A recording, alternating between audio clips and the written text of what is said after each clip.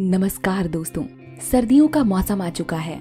ऐसे में मैं बहुत आलसी हो जाती हूँ, लेकिन कुछ समय से मेरा मन किसी भी काम पर नहीं लग रहा था। शुरू में मुझे लगा कि ये शायद इसीलिए हो सकता है क्योंकि सर्दी के मौसम में बहुत लोगों का ऐसा ही एहसास होता है। फिर एक दिन मैंने और मेरी बचपन की दोस्त ने मिलने का प्लान बनाया। जब मैं उससे मिली तो उसने मुझसे उदासी का कारण पूछा। मैंने कहा, पता नहीं, कुछ समय से मेरा कुछ करने का मन नहीं होता। मेरा मन बिना किसी बात के दुखी हो जाता है और वजह मेरे पास कोई नहीं होती।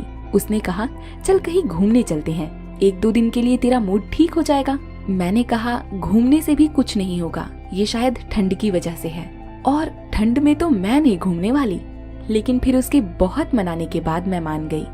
लेकिन उसने एक शर्त रखी कि हम कहाँ जा रहे हैं ये वो तय करेगी। तो हम निकल गए 4 दिन की छुट्टी पर। हमने घर से लेकर उस जगह तक टैक्सी बुक कराई थी। 3 घंटे के सफर के बाद मैंने देखा कि टैक्सी वाले भैया हमें एक जंगल जैसे रास्ते पर ले जा रहे हैं। मैं तो बहुत डर गई, लेकिन फिर मेरी दोस्त ने कहा, डर मत, हम यहीं तो छुट्टियां मनाने आए हैं। और टैक्सी रुकी ठीक एक वेलनेस सेंटर के सामने। दोस्तों, वेलनेस सेंटर एक ऐसी जगह होती है जहाँ पर आपको प्रकृति के करीब रखकर योगा, मेडिटेशन, रीकी, हेल्थ और न्यूट्रिशन के बारे में बताया जाता है। तो हमारे 4 दिन का वेलनेस कोर्स वहाँ शुरू हुआ। वहाँ के छोटे से एक्सपीरियंस ने मेरी जिंदगी बदल कर रख दी। मैंने वहाँ बहुत कुछ सीखा जो आज मैं आपके साथ इस वीडियो के माध्यम से साझा करूंगी।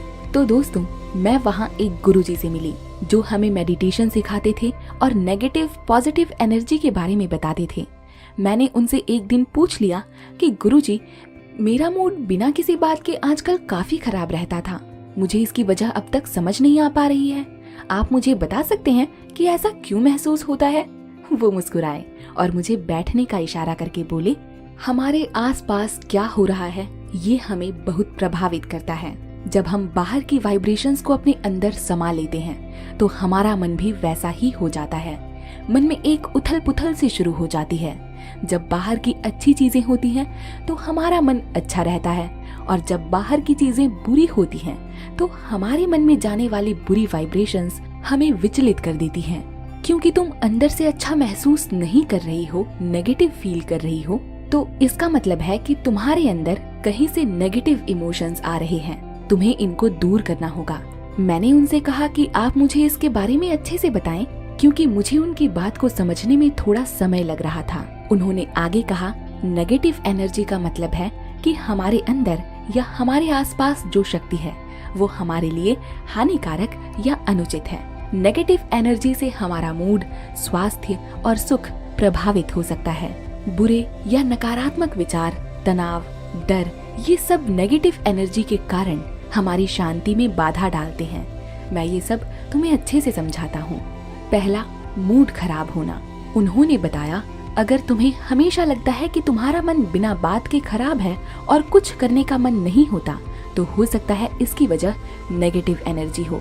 हमारा मूड नेगेटिव एनर्जी से इसीलिए खराब होता है क्योंकि हम कोई ऐसी चीज अपने अंदर नहीं रख सकते जिसका हमारे जीवन में कोई उपयोग नहीं, और इसीलिए हम ऐसा फील करते हैं।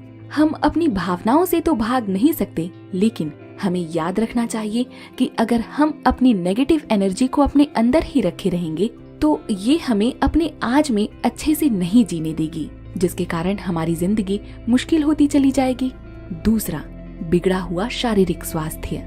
गुरुजी ने नेगेटिव एनर्जी से प्रभावित होने का दूसरा लक्षण बताया, ठीक से नींद न आना और शारीरिक समस्याएं जो कि नेगेटिव एनर्जीज की वजह से होती हैं।